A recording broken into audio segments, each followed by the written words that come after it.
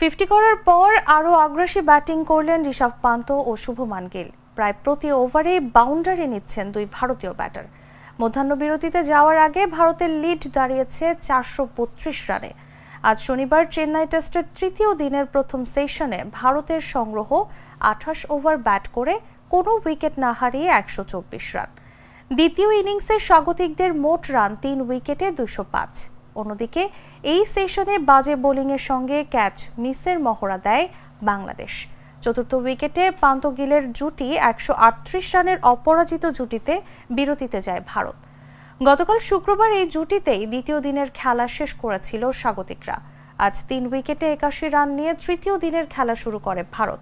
মারকুটে ব্যাটিংয়ের সঙ্গে কিছু ভুল শটও খেলেছিলেন আগের দিনে অপরাজিত ব্যাটার গিল পান্ত। তাদের সেই ভুল ক্যাচ মিসের মাধ্যমে ক্ষমা করে বাংলাদেশ।